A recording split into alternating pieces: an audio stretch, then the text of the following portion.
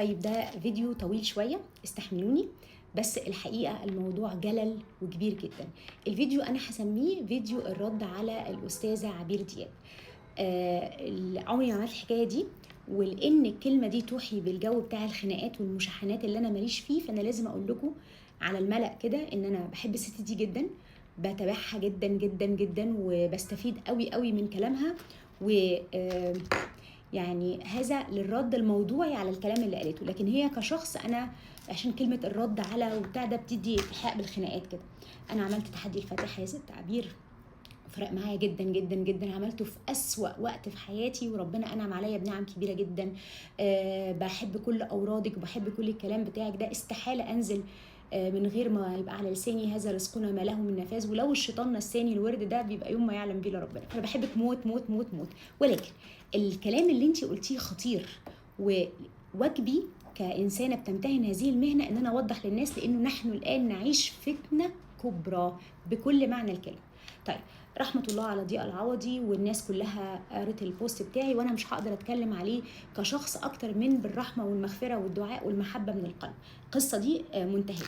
انما حضرتك بتقولي ذاكروا يا دكاترة التغذية الكلام اللي هو بيقوله صح، وقعدتي تستشهدي ببعض الدايتات الاجنبية والرايس دايت والبوتيتو دايت. هو ده بالظبط اللي انا عايزة ارد على حضرتك فيه. هناك تشابتر، فصل كامل في كتب التغذية اسمه فاد دايت، يعني اللي بنسميها سودو ساينس. ايه دي؟ يعني ايه فاد دايت؟ فاد دايت دي يعني دايتات بتجيب نتيجة كويسة جدا، لكن مش عليها ايفيدنس بيس، يعني مش عليها دليل علمي قوي.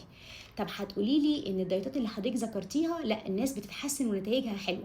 هقولك انه الدليل في الطب درجات كثيرة جدا، يعني مريض اتحسن، 2 اتحسنوا، 3، 10، 100، 1000، ده مستوى اسمها كيس ستادي، ونفضل نعلى بمستوى الابحاث راندمايز كنترول ترايل وشويه تفاصيل علميه لغايه ما نوصل لحاجه اسمها ميتا اناليسيس، يعني حد يجي يروح مجرب كل الابحاث اللي عمل لها اختبار، كل الابحاث اللي اتعملت على حاجه، وبعدين يطلع حاجه اسمها جايد لاين. فالفات دايت دي هي دايتات فشلت انها توصل للدرجات العليا من البرهان والاثبات، لكن ده مش معناه انها مش افكتيف. تمام؟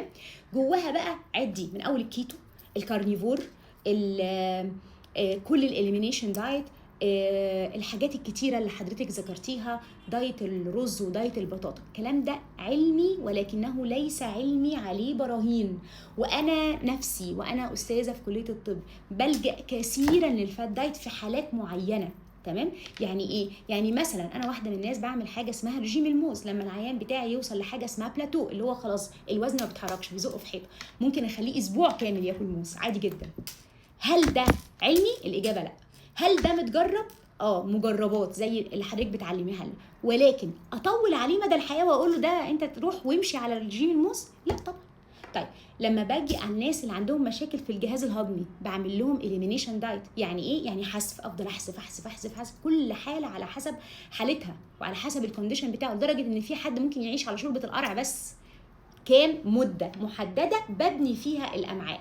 في الكارنيفور دايت الناس اللي هم عندهم قولون تقرحي لا يستجيب اطلاقا للعلاج، بنخليهم ياكلوا اكلات حيوانيه بس، لحمه وفراخ وسمك وفقط على كده وبيض. تمام؟ فالمدارس دي موجوده وفي الكتب وذاكرناها وامتحنا فيها، فعشان بس حكايه ذاكروا دي. ولكن المشكله كلها مع رحمه الله عليه، رحمه الله عليه، اللهم اغفره وارحمه يا رب، اللهم اغفره وارحمه يا رب ويتجاوز عن سيئاته، ضياء العوضي، ايه؟ ان هو لاسباب تخصه هو، اسباب نفسيه وعقليه واشياء عنده هو، آمن بهذا الشيء بزياده عن حجمه، واخدوا العزه بانه وقفوا كل الادويه.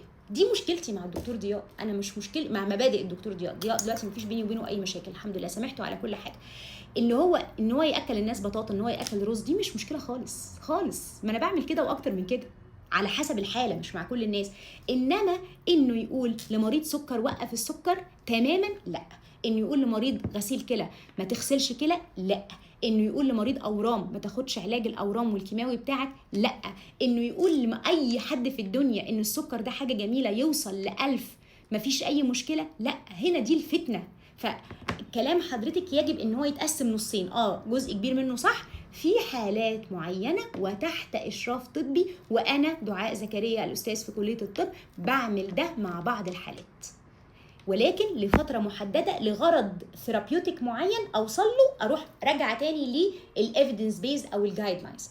اما بقى حكايه ذاكروا يا دكاتره التغذيه دي، فعشان هي وجعتني شويه عايزه ارد على حضرتك فيها. بصي انا المفروض اني دحاحه والا ما كنتش هبقى يعني استاذه في كليه الطب، بس صدقيني والله يا مدام عبير ومن حبي ليكي بقول لك ان انا بذاكر دلوقتي اكتر 100 مره من ايام ما كنت بذاكر ماجستير ودكتوراه، علما باني ايام الدكتوراه ذاكرت 18 ساعه لدرجه ان انا بوظت مرتبه السرير من كتر ما يعني عملت فيها حفره كده من كتر ما انا قاعده عليها. فانا بذاكر دلوقتي اكتر ليه؟ لانه زمان انا كنت بذاكر علشان اجيب درجه نص نمره تفرق معايا في الترتيب، ارتب على دفعتي، اخد نيابه، ما اعرفش ايه. انما النهارده انا بذاكر علشان بغير حياه بني ادمين.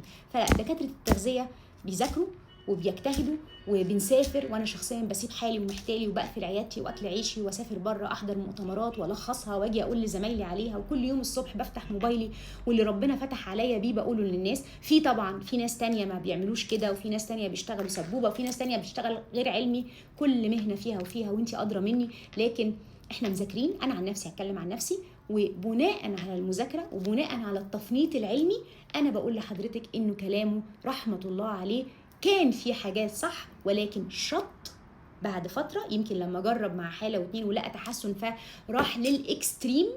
واللي انا بعمله اسبوع او اسبوعين هو قرر يمشي الناس عليه فترات طويله، ففي تحسن في الاول حصل وبعد كده استاءوا. ده بالنسبه للاليمينيشن ايا كان الاليمينيشن نوعه ايه، لكن بالنسبه لتوقيف الادويه تماما غلط وجريمه. انا واحده بتاعت انتجريتد ميديسن، يعني بمزج الطب الوظيفي بالطب التقليدي. بقول للعيان انت تكمل على كل ادويتك وانا هحسن لك نمط حياتك، فتروح لدكتورك فيلاقيك متحسن فيقلل لك الادويه او يوقفها خالص. من اول الضغط والسكر كل الحاجات دي بتقف بعد تظبيط نمط الحياه. انما يجي لي عيان اقول له ارمي الروشته دي واكفر بكل الطب وكل نوتيلا وكل سكر وتقول لنا ذاكروا، لا احنا مذاكرين.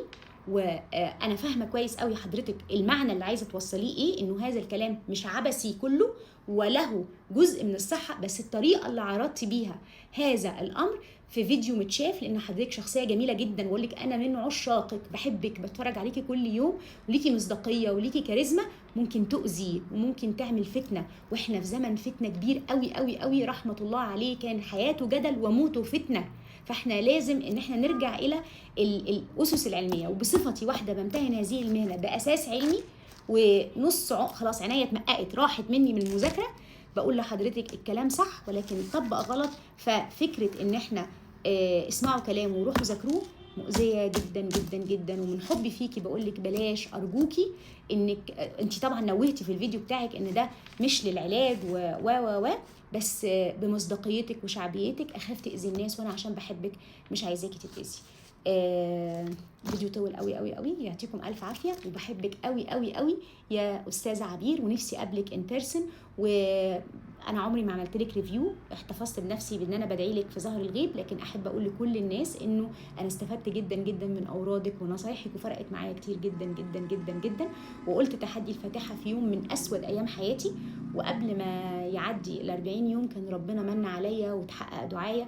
فانا بحبك قوي قوي، وعشان بحبك بعاتبك هذا العتاب الراقي النبيل، وبالله عليكي ما تزعلي مني.